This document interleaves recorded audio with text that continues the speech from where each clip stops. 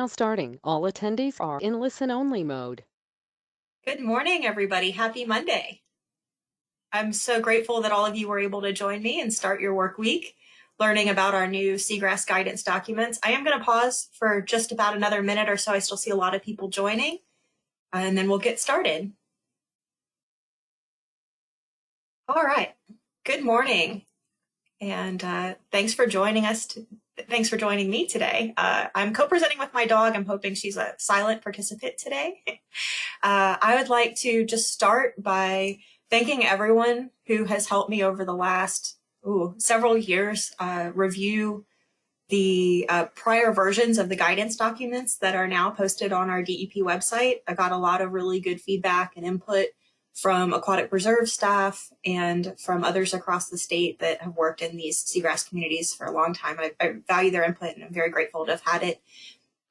I also want to thank my leadership for allowing me to prioritize getting these guidance documents published. Got a lot of other tasks to work on, but I think this is a really important product because I'm hoping it'll make everyone's life a bit easier. For those of you that don't know me, I'm Jenny Hinton. I've worked at FDEP for about 8 years now.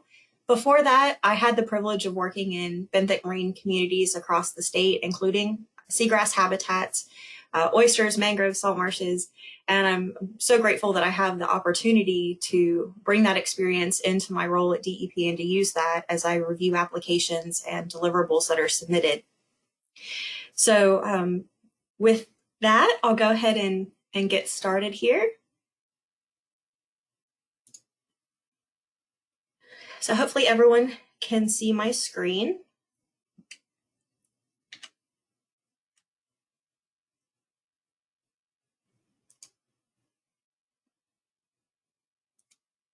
All right, so there's a lot of material to cover today. If at any point you have a question, you want to go ahead and throw that in the question or chat box. I will be trying to monitor that, but I am doing this on my own today. So I apologize if I don't see it right away. There will be lots of times for question and answers at the end of the presentation. So the overall goal of this presentation is to give an overview of the guidance documents that were published on the DEP website back in December. I'm going to start today's presentation by describing the purpose and the proposed implementation of these guidance documents. I'll be discussing the regulatory basis for requiring surveys of submerged aquatic vegetation. I'll be providing just enough background information on SAV to make the rest of the presentation make sense, I hope. The bulk of this presentation will be a description of the recommendations that are provided in the guidance documents for different scenarios, including planning and permitting, documenting potential impacts, and evaluating compensatory mitigation projects involving SAV. And again, we are going to have plenty of time for questions and answers at the end, so I will ask that you please hold your questions or go ahead and throw them in the chat box, and I'll have those at the end to try to address as many as we can. So at the end of the day, the purpose of these guidance documents is to make the regulatory process a bit easier for everyone. That includes the permit managers across the state, the applicants for those permits, and everyone else involved, including the agents that coordinate on these projects. The goal is to make permitting not only more efficient and predictable and consistent, but just a lot of folks are reaching out to me over the past several years asking, what is it that you want? What is it that you need? And I just want to try to fill that gap and help folks understand what it is that at least our program, my Beaches, Inlets, and Ports program, is looking for in these biological monitoring plans and in these deliverables. But I have coordinated this effort with our Submerged Lands and Environmental Resource Coordination program. And I do hope that this guidance document is helpful for folks across the state, not just those working with the Beaches, Inlets, and Ports program, but also those permitting and working to get permits at the district offices across the state. There are two separate guidance documents. Originally, there was one guidance document, but I found that generally when folks were reaching out and asking for guidance, they had one of two problems or questions they were trying to address. They wanted to know, how do we monitor for potential impacts to submerged aquatic vegetation, or how do we plan and monitor compensatory mitigation projects? There is quite a bit of overlap between these two documents, but I wanted folks that were focused on one issue to be able to grab the guidance document and run with it without having to weed out extraneous information. And as I mentioned, both of these documents are already published on our website, and I do have the link at the end of the page. You can also find them very quickly by searching DEP Beaches Tools for Applicants, and our page will come up that has a link to these guidance documents, both of them. So I want to be very, very clear that this is a guidance only. These guidance documents were not adopted by rule, nor are we trying to get them adopted by rule. The intent is to have this as a resource or a reference for folks that are working on permitted projects and they're trying to develop protocols for surveying submerged aquatic vegetation. It's intended to be a flexible framework to facilitate discussions to help the permit managers and the applicants come to an agreement on what the protocols should be.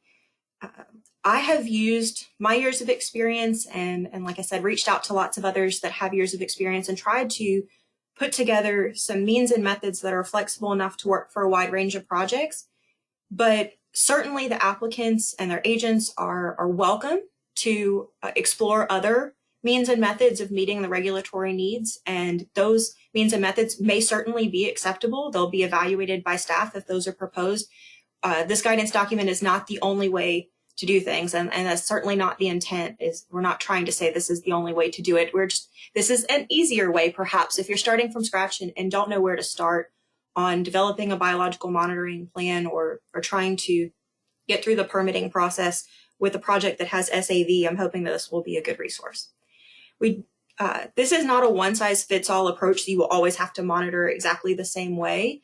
We understand that every single project is unique, and while there is some room to bring things in and make them more consistent where we can, there is still a need to tweak the survey protocols for each project and make sure that it's appropriate for that project. And this is why a lot of coordination is needed, especially during the pre-application phase of these projects, to make sure that everyone's on the same page and that we're getting the information that we need in the regulatory offices, but that nobody's wasting their time or doing additional work or work that's not going to fulfill those regulatory requirements.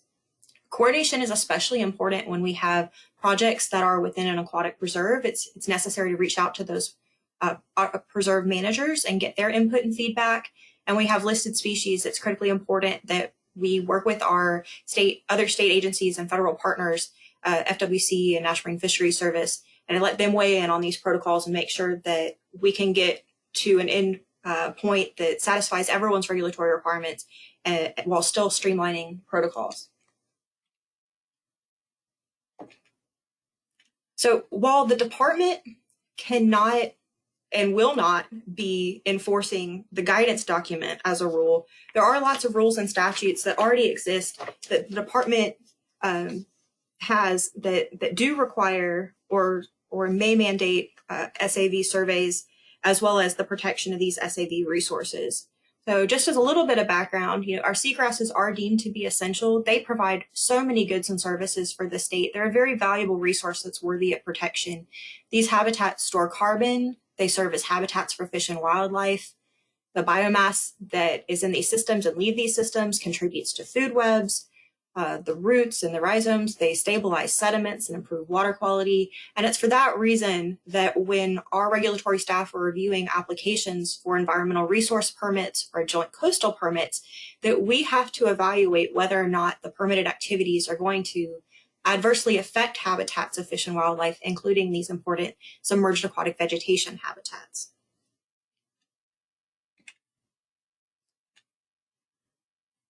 So the department does have the authority to require biological monitoring as a condition of permits in order to provide assurance that any unauthorized impacts that occur are going to be documented so that these can be offset by compensatory mitigation. And with this in mind, the department staff in the past and presently, we do include conditions and permits that do require monitoring to document potential secondary impacts. So none of this is new, and just the guidance specifies a little bit more on what we're looking for when we're developing a plan that will then be included into these permits. When compensatory mitigation is required to offset unavoidable impacts, the department needs information in order to evaluate the amount of mitigation that's required to offset those impacts. And we do this pursuant to the Uniform Mitigation Assessment Method. We need to have information on the current function and the ecological value that's being provided by our assessment areas. And so surveys are required in order to gather that information. Once a mitigation project has been designed, it's important to develop a monitoring protocol that will give us reasonable assurance that that mitigation activity is performing as expected and that it's meeting its goal of offsetting those impacts, that it's sustainable and functioning in the way that we intended it to.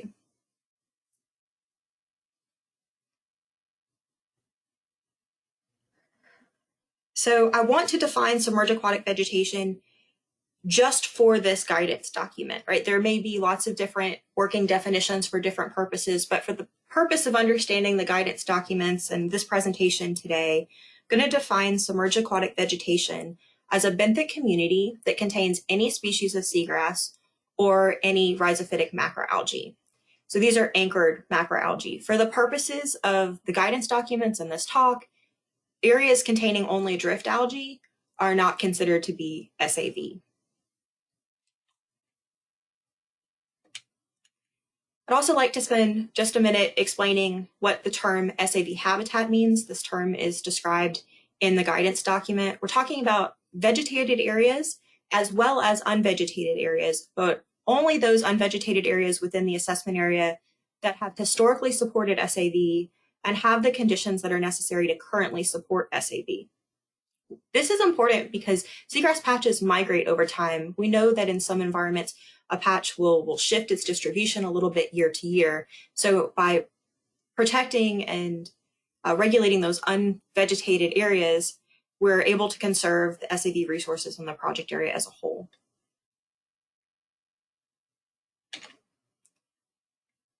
Anyone that knows me knows that I have hammered on this point quite a bit. The timing of submerged aquatic vegetation surveys is critically important, especially in North Florida, but throughout the state. We're mindful of when surveys are conducted because there is some seasonality in the growth patterns of SAV communities. You tend to get peak biomass and the largest spatial extent of the seagrasses during the growing season, which is defined as June 1st through September 30th by our federal partners. And so this guidance document, both of the guidance documents, recommend that monitoring be done within this same window. However, understand that logistics come into play sometimes, and surveys outside of the growing season may sometimes need to happen. And so those need to be coordinated with the department. And we strongly encourage that our applicants work with DEP during the pre-application phase prior to initiating any kind of field work.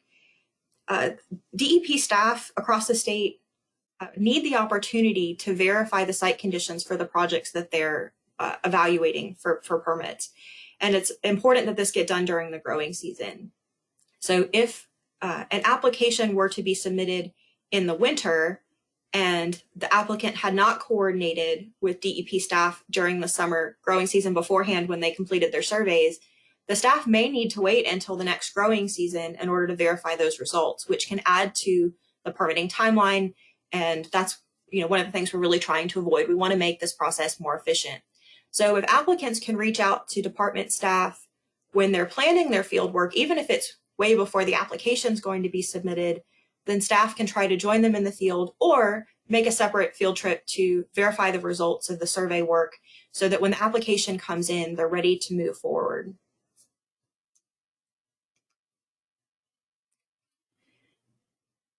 So the next portion of this talk is going to be focused on the guidance for surveys that are needed for planning and permitting of projects that contain submerged aquatic vegetation.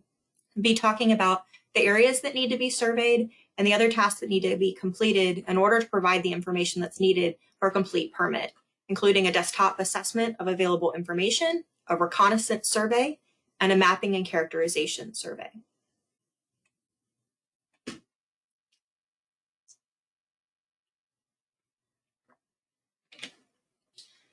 So basically, all areas that may be adversely affected by a proposed project need to be surveyed. That includes not only the direct impact areas, but also any indirect impact areas, including the mixing zone.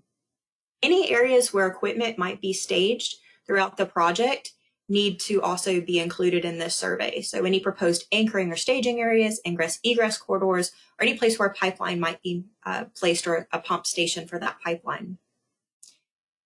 Now, in some cases where comprehensive monitoring is required for secondary impacts, which I'll go into a little bit later, it's also important to identify a reference site for comparison with the project area.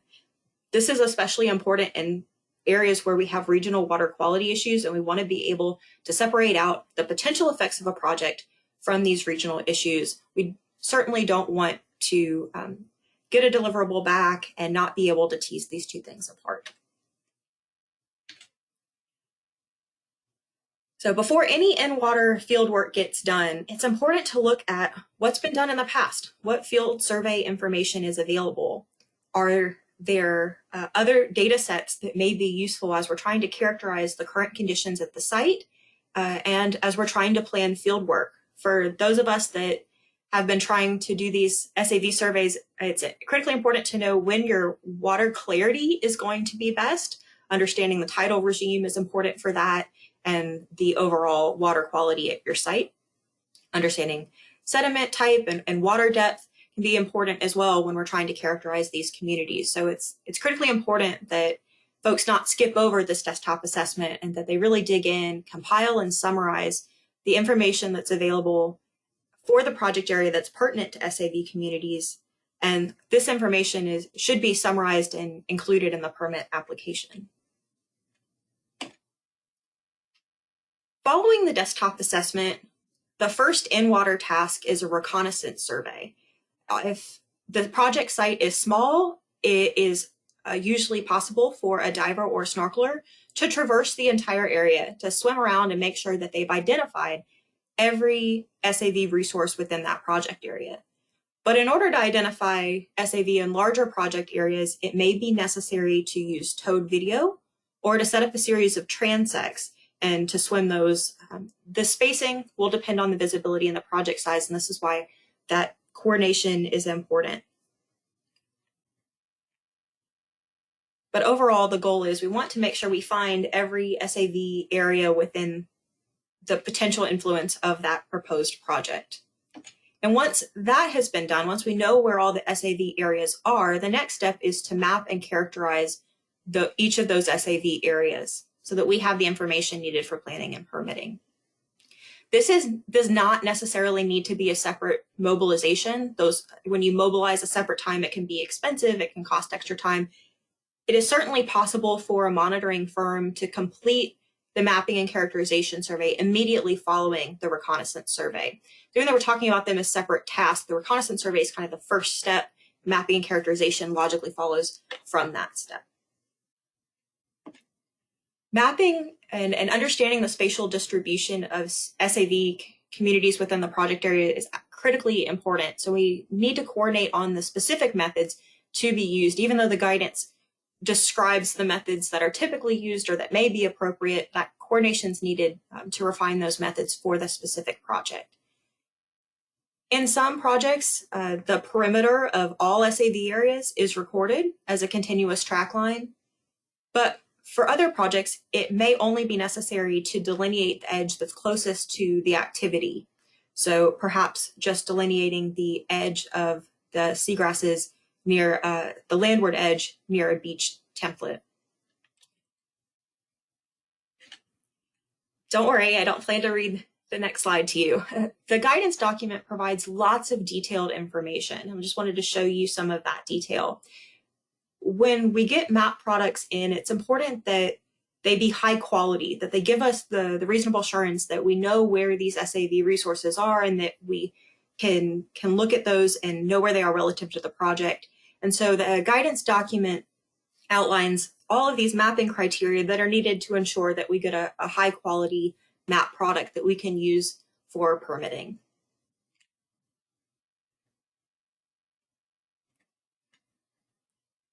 When characterizing SAV communities, I like to think about this effort in the context of the Uniform Mitigation Assessment Method functional indicator categories.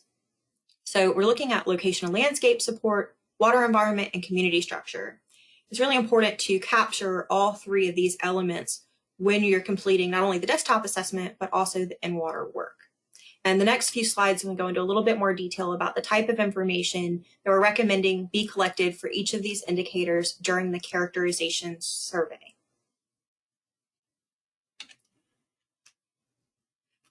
A lot of information on location and landscape support can be gleaned from the desktop assessment of the project area and the information that's available. But while in the field, it's important for a biologist or the monitoring firm who's doing this work to note any natural communities or features, any man-made structures or features that may be influencing the way that this assessment area is functioning and how it's functioning with respect to other adjacent areas. And any observations or evidence of wildlife use can also be noted and useful for this characterization.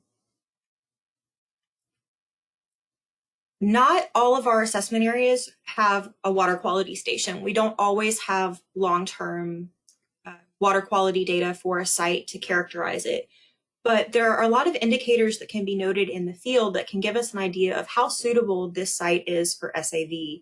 Water depth and salinity is important, but also the energy of the system, waves and tides are important. So it's important to note what the conditions are when you do the site inspection, but understand that that's only one part of the picture. Any long-term water quality data that is available, should also be compiled and submitted as appropriate. The picture on the right shows a seagrass bed with lots of primarily thalassia, and you can see these large tufts of epiphytes on the blades. This could be a sign that the site has excess nutrients. And so indicators such as these should be recorded and reported as part of this characterization survey. But overall, we just want folks to be mindful in the field and write down anything that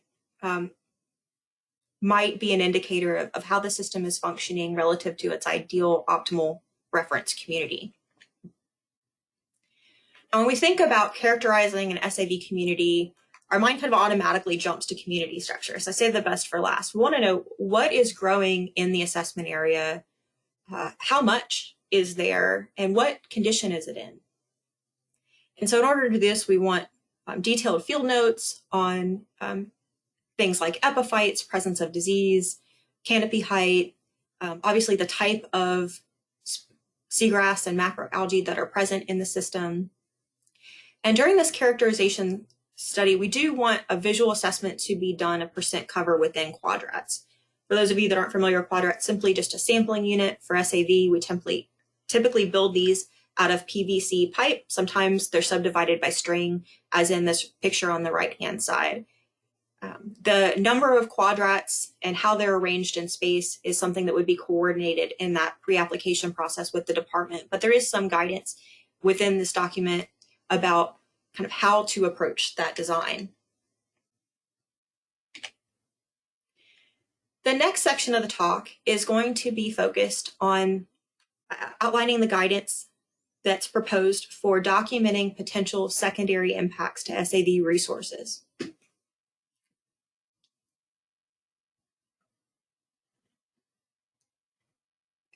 Once we have a good map and characterization survey done, we know what resources are in the project area, where are they relative to the activities, and what the likelihood is, the relative likelihood is of secondary impacts because of those permitted or proposed activities. Some projects will require relatively minimal monitoring because they're low risk. Other projects may require comprehensive monitoring before and after construction if there is a potential risk of impacts. I'll talk about the survey schedule, the sampling design, and the monitoring protocols that will be used for those comprehensive monitoring projects. We understand every project is different. In some projects, there is a relatively low risk of impact maybe due to the nature of the project, maybe due to the nature of the materials being dredged or filled, the proximity of resources, or the amount of minimization measures that can be employed. Turbidity curtains are a good example. Buffers between activities and SAV is another example. So if the department feels like there is a relatively low risk of impacts for a particular project, it may be appropriate to have a much more scaled back monitoring approach for these types of projects relative to those where we think that impacts are more possible. So in this case, might be looking for rapid reconnaissance and mapping characterization, like I just described for permitting, but that would be repeated again pre-construction, so that we have a good baseline in case there happen to be impacts. We would be able to use that baseline to evaluate those. And an impact assessment would be required only if it was triggered. If there was a specific activity or instance in which we thought might have caused impacts like anchoring too close or within an SAV bed, or repeated turbidity exceedances directly over an SAV bed, those are things that might warrant an impact assessment. But in the absence of those, we wouldn't need a post-construction survey. The pre-construction survey is also really important because it can be used by the contractor and should be used by the contractor to avoid and minimize impacts. So they should have a copy of that report where they know where the SAV resources are, so there's no excuse for them to accidentally run into issues. And unfortunately, some of our projects, they're larger, maybe because of the nature of the project, the proximity of resources, or the inability to implement certain minimization strategies. Like turbidity curtains just can't be used in some areas. And in some cases, our SAV resources go right to the edge of a proposed project. In these cases, it may be required by the department to do a comprehensive survey before and after construction so that we can quantify any potential impacts that may have occurred. For these projects, an impact assessment might also be warranted, again, if there is some unanticipated event that maybe wouldn't be captured by the post-construction survey. If comprehensive monitoring is required, then a survey needs to be done during the growing season prior to construction, and then again, the growing season immediately following construction. In some cases, we have construction that's going to last over a year, and in these cases, we'd recommend sampling every growing season until the project is done. And in other projects, we might anticipate longer-term effects. You might change the hydrology of a system. It might take a while for the materials to equilibrate. And so this might trigger a longer-term monitoring. And that would be determined in coordination with the department, the duration of that monitoring.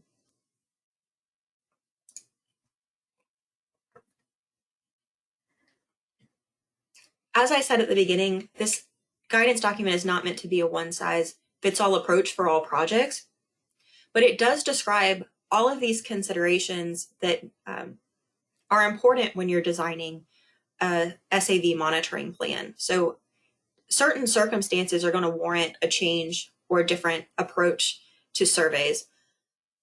So we're looking at the scope and scale of the project, where it's located, the water environment is, and the nature of the seagrass bed that we're monitoring. And all these things need to be factored in when we're developing that protocol.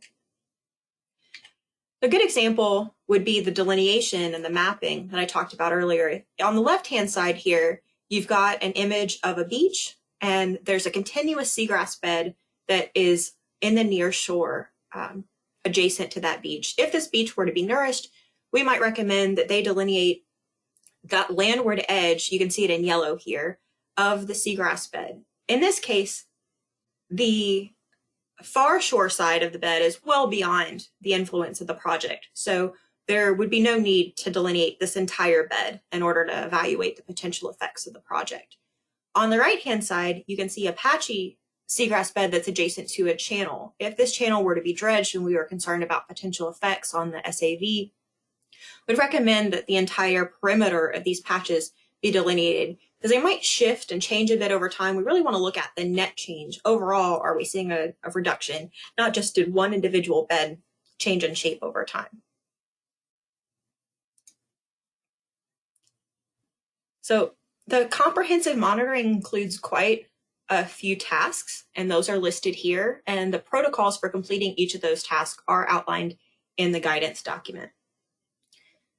So if a project was permitted and there was a delay in construction and the reconnaissance that was done during permitting may not reflect the current conditions, it's important to do another reconnaissance. We don't want only those SAV beds that were previously mapped to be surveyed. We want all of the SAV resources that are present in the project area at the time of construction to be surveyed.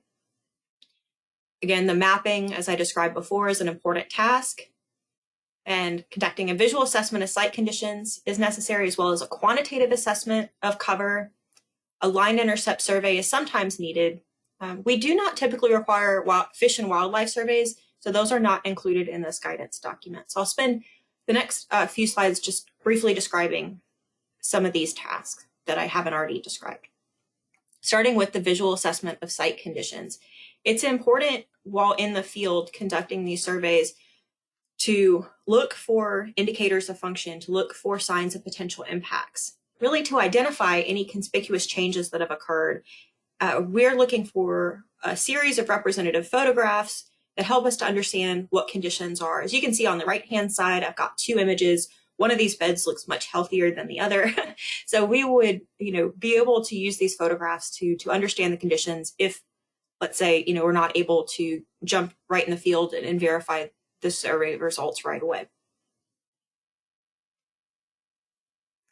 A quantitative assessment of cover abundance is critically important. There's a lot of text devoted to this particular task. There's many different ways that a visual assessment of cover can be done within quadrats.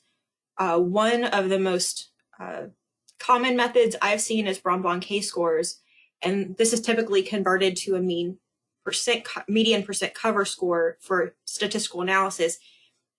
But you lose a lot of information with Brombaugh because the categories are so broad. In some cases, if you've got a score of a 2, that means that you've got somewhere between 5 and 25% cover.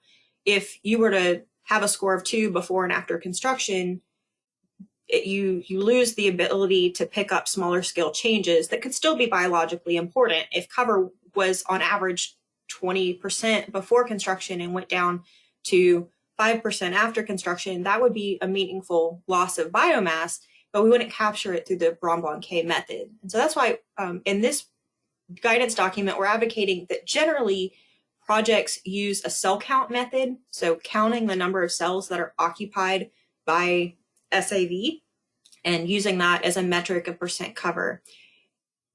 However, visual cover estimated at 5% is also a relatively good method. It's important to do a lot of quality control and calibration between observers because it's difficult to visually assess SAV when you don't have practice and you haven't calibrated. On the right-hand side here, you can see a picture, and folks, you can see why they might tend to overestimate cover. The bottom right-hand circle is 50% covered by these black squares that are meant to represent SAV. And so I want to make sure that we're getting an accurate representation of what the cover is. Now, in some circumstances, short shoot counts might also be required. They may not be required for some projects, but they could be important for areas where you have listed species or if the aquatic preserve feels that it's an important metric. So this is where coordination is really important to evaluate which of these methods is most appropriate for a project.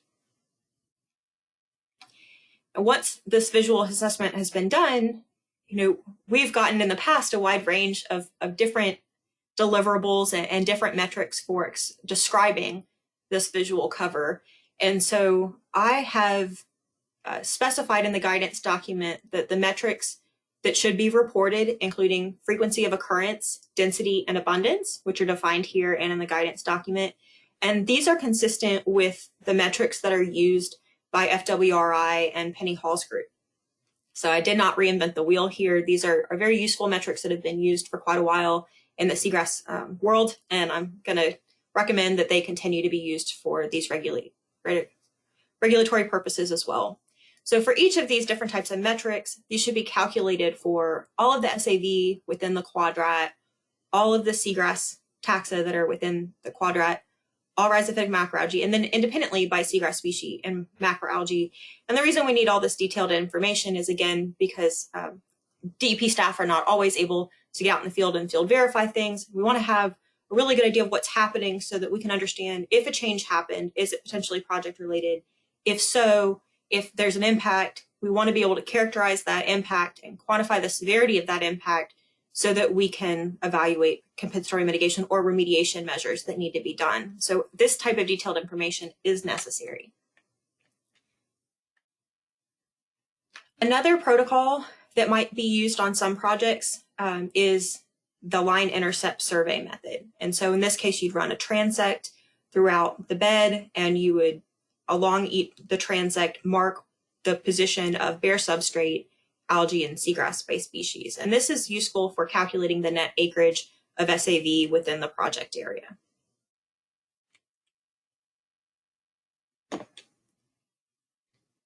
The guidance documents have a quality control, quality assurance section, and this describes the protocols that are needed to make sure that we get high quality data sets and high quality results, including qualifications for biologists, how, like I mentioned, the in situ calibration between observers, processes for managing data and analyzing data, making sure that it's clear that if any change to protocol is needed, so let's say a plan is approved by the department, the monitoring firm goes out to execute that survey, intends to follow the plan, but site conditions just do not allow for it.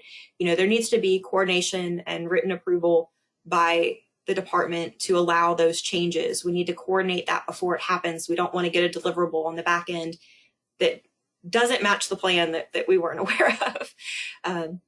And for our joint coastal permits, we do want to make sure that we're addressing potential conflicts of interest and that data deliverables and statistics are submitted directly to the department concurrent with the permittee so that there's not a potential perception for a conflict. The guidance document also explains the process for notification and reporting. And there's a lot of different deliverables that are needed and notifications that are required. And so all of these and the specific timelines that are recommended for those are outlined in the guidance document. Now we move into the second kind of part of the presentation. We're talking about planning for mitigation projects. So we finished the potential impact. There's a lot of, like I said, overlap, so I'll try to explain this without reiterating what I've just said. When you're planning a mitigation project, you also need to do a desktop assessment and a mapping and characterization survey, as was described for the impact survey. But what's different for the desktop assessment, especially for the mitigation is and planning a mitigation project, is really needing to understand what potential sites are available for mitigation and to characterize the history of those sites. It's necessary to understand why the sites are not currently functioning as an optimal SAV bed and whether or not the mitigation strategies that are proposed are appropriate at that site. And so a lot of information is needed in order to guide the site selection process and to justify the site and explain the relative risk of mitigation activities at that site. And all of the information that's compiled should be summarized and provided with the mitigation plan, which would be part of that permit application. The mapping and characterization survey should be completed, as I described for the impact assessment, but for the mitigation site, as well as a reference site that will be used for comparison with the mitigation site. And if a donor site is needed for material to be transplanted to the mitigation site, then that donor site should also be mapped and characterized.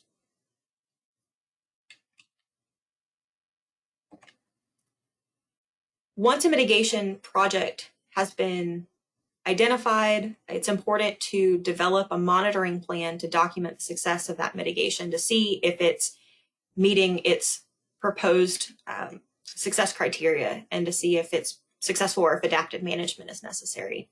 So the next portion of this talk will be to describe the types of surveys that are needed to document the success of mitigation, including an assessment of planting units if their planting is proposed, a visual assessment of site conditions, line intercept surveys, quantitative survey of cover, and then a few other survey types that are specific to mitigation activities. If seagrass is planted at a site, it's important to survey those planting units to see if they've survived. This is especially important for adaptive management. If you don't have good survival, if you have really poor survival, you may not want to replant. You may want to revisit your proposed activity. If you have moderate success, additional planning may help you to achieve your success criteria faster, or within the permitted timeline. So you're looking for survival of individual planting units and whether or not they're expanding, so measuring the size of those planting units.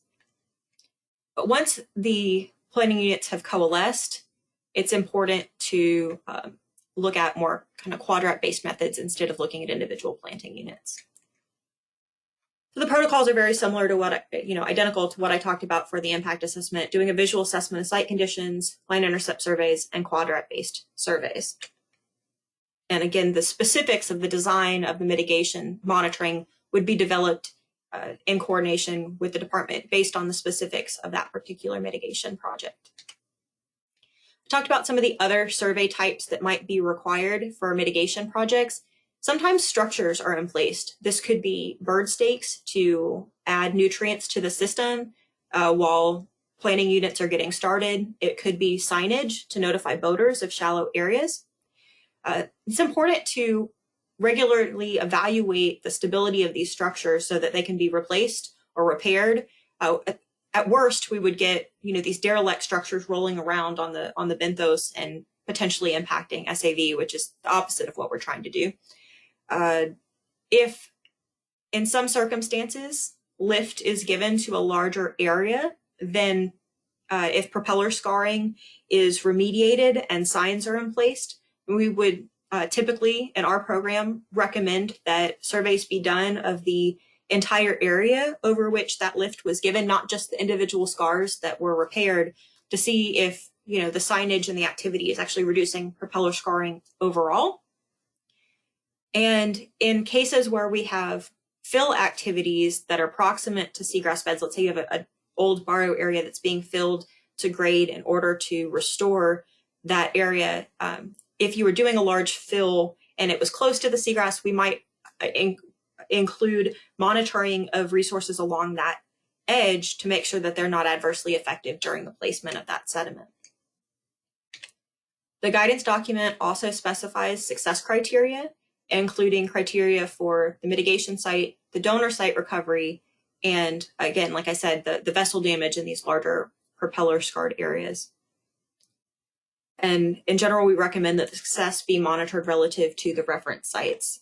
And here on the right, you can see a hole in the seagrass that was made during the harvesting of material. The criteria for success here would be that hole recovers over time. And we describe how to quantify that and have it as a quantitative metric that can be measured and hopefully achieved within the time frame. Again, like the impact assessment survey document, there is a section of the mitigation document that describes the quality control, quality assurance procedures. And there's a notification or reporting section that describes the standard timelines or recommended timelines for submittal of data deliverables, reports, and notifications of work. All right, so that was what I had for you guys today. And we still have quite a bit of time for questions. I've got one in the chat already, got two in the chat already. So I will start with those. The first question is, in instances where compliance duties and permitting duties are split among staff within a district office, who is in charge of assessing the post-minimization reports if a permitting entity is required to provide SAV reports following their construction activities? So if compliance duties and permitting duties are split within the district office. So within our beaches, inlets, and ports program, we have resource staff that are dedicated to the review of the deliverables within each district. I would believe it would be up to the manager to determine who is in charge of assessing those reports. I'm sorry, I don't know exactly how that works within each district office. And we have another question that's rather long. Give me just a second to synthesize.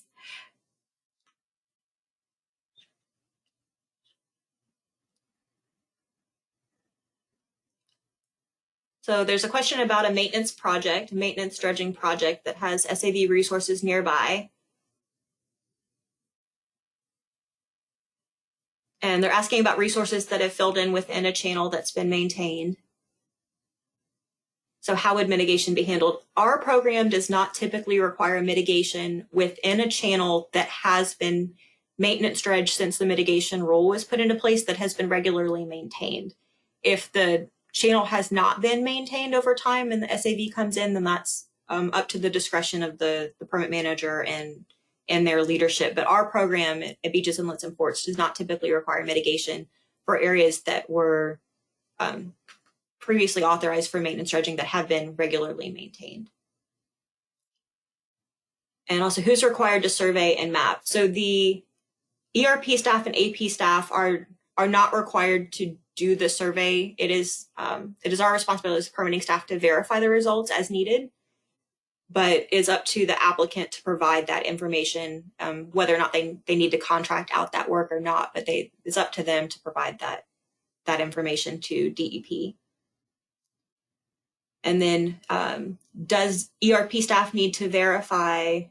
Yes, ERP staff are, if at all possible, it is especially important to verify the results that are provided.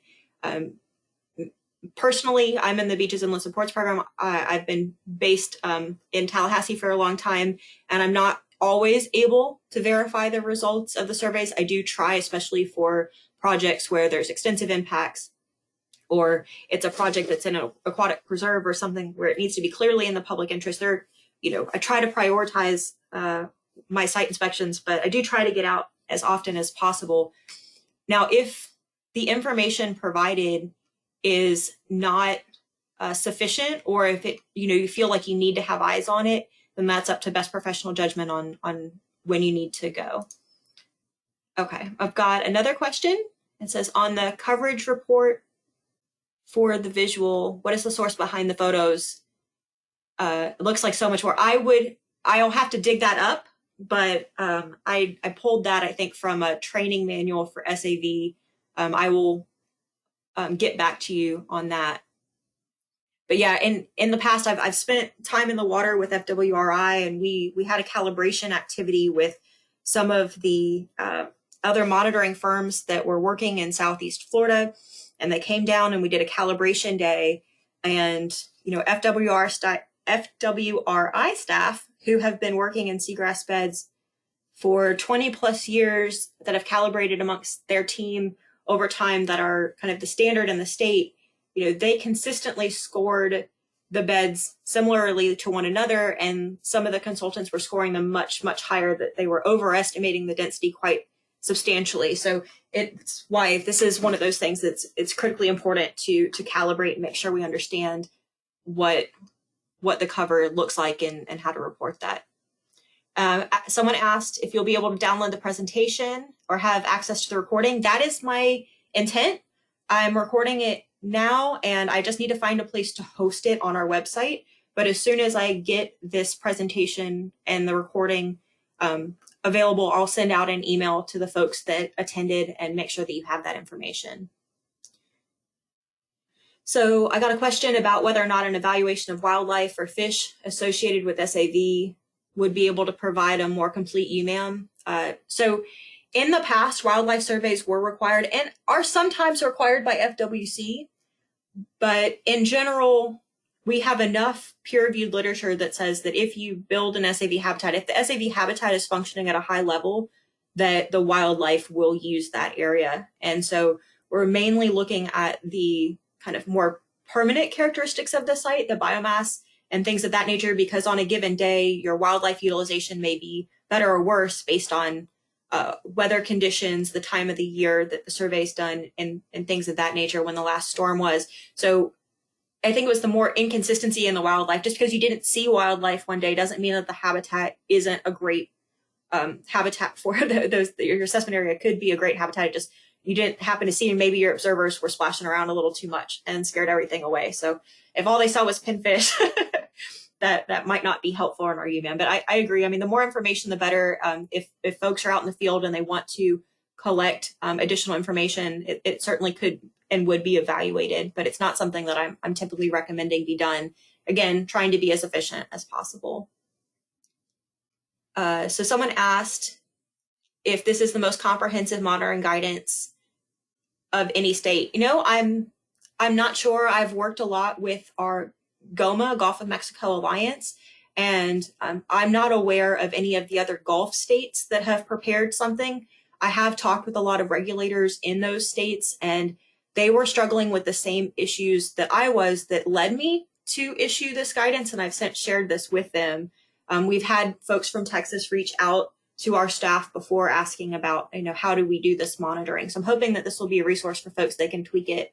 But I'm not aware of other guidance documents in other states that spell out SAV recommendations. What is the recommended time frame for considering historical bed coverage in areas that are currently bare or sparse? Would you apply any kind of stats over time based on past surveys or aerial assessments?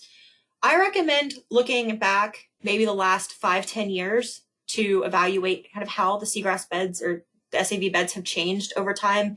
You can also sometimes see how these reflect geological or morphological changes in the system. So if you have shoaling or scouring of an area, you might see how the beds are changing with respect to those conditions over time.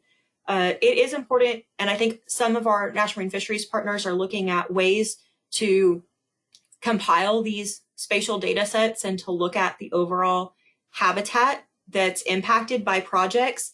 Our program, our Beaches, Inlets, and Ports program, has basically taken the approach that we need to be consistent on the impact and mitigation side, that if you're not counting unvegetated areas, if you're not counting bare areas that are part of the habitat in your impact assessment, then you shouldn't be given mitigation credit for building that, like, unvegetated portions of a mitigation site. So it's more apples to apples comparisons, more about being consistent.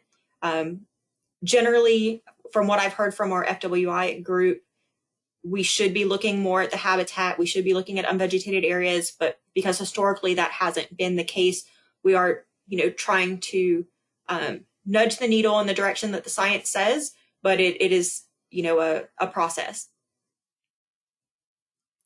And I've got another question asking whether, if quantitative data is collected and percent cover, is there any need in the annual monitoring report to report the Bronbon K-scores? No. So if you are collecting detailed percent cover information at a fine scale, there's no need to transform that into a broad Bronbon K-score. I think in some of the reports that I've reviewed, I've seen that done, but again, you're really losing information.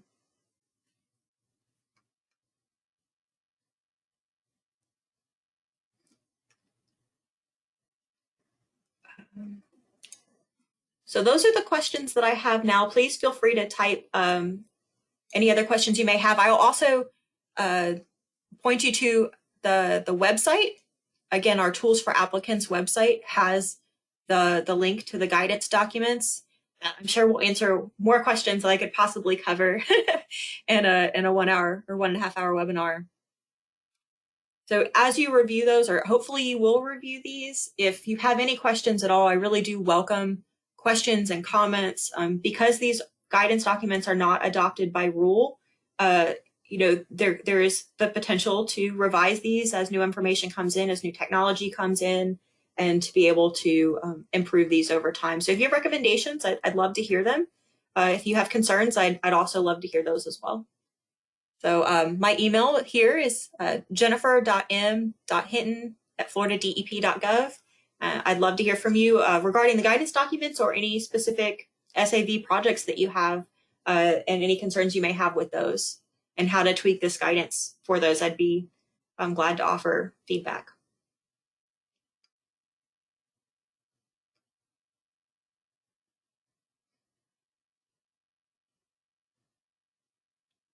Well, I'm not seeing any other questions, but I will hang on for a little while longer. Oh, we did get one. Okay. So the rhizophytic macroalgae count the same in these assessments as seagrass does. So rhizophytic macroalgae are considered to be a regulated resource. they do provide important ecological functions. And so they should be monitored and evaluated and mitigated just as seagrass resources. Yes.